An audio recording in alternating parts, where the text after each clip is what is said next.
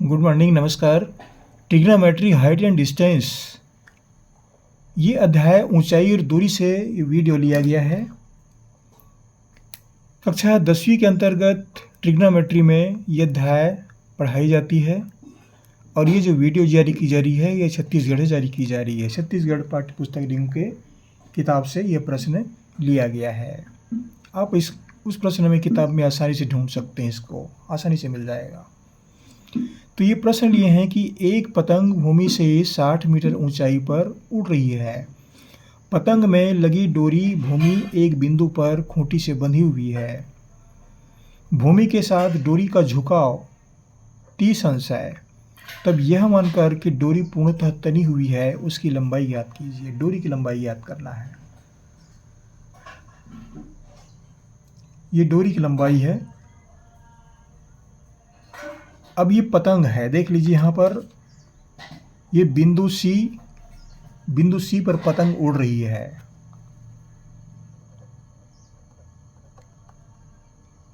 पतंग जो है वह बिंदु सी पर है।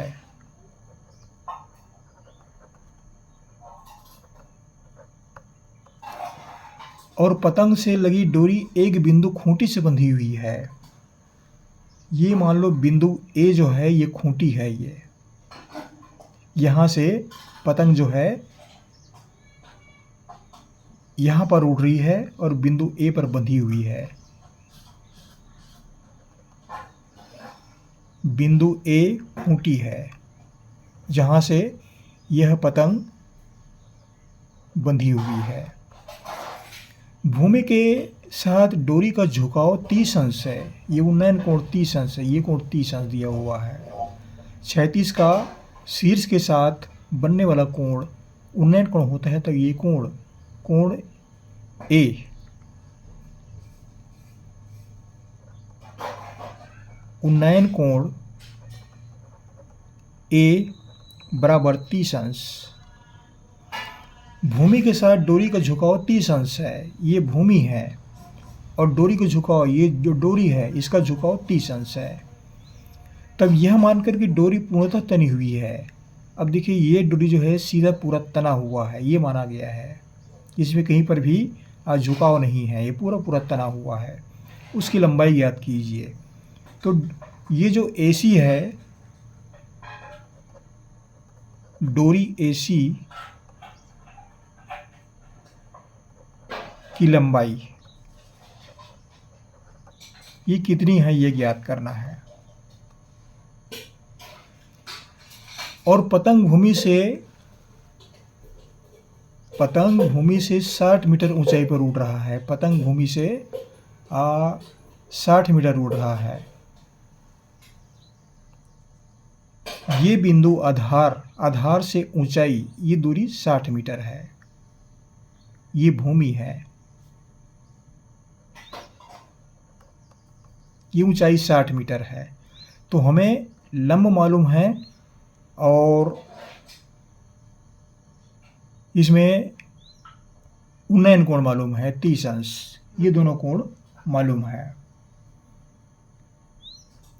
तो हमें क्या ज्ञात करना है कि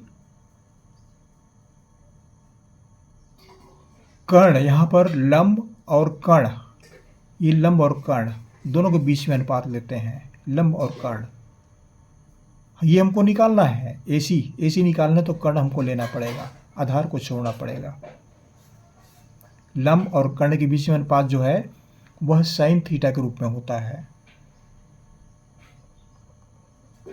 sin थीटा बराबर लंब बटा कर्ण। इस त्रिकोणमितीय अनुपात का उपयोग करेंगे। अब sin थीटा बराबर होता है लंब बटा कर्ण। लंब जो है 60 मीटर और कर्ण AC का मान निकालना है, कर्ण AC ज्ञात करना है। यह sin थीटा 30 अंश है। sin 30 अंश बराबर 60 बटा AC। और sin 30 अंश का मान जो है वह 1/2 के बराबर होता है। 1/2 बराबर 60/AC। इसको तिरक गुणा कर देंगे, क्रॉस मल्टीप्लाई करेंगे तो AC बराबर 2 गुणित 60 या AC बराबर 120 मीटर।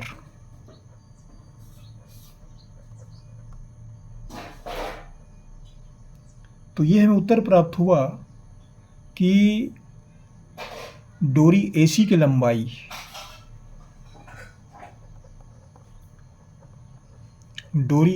लंबाई बराबर 120 मीटर है।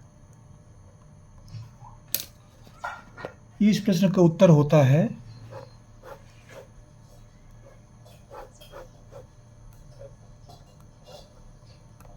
बस थोड़ा सा इस प्रश्न में यहीं पर समझना पड़ता है कि हमको साइन कास, टेन काट, सेक, कोसेक में से कौन सा अनुपात लेना है, ये बस इतने से समझना पड़ता है। अगर ये समझ में आ गया तो इतने प्रश्न आप आसानी से बना लेंगे, कहीं पर दिक्कत नहीं है।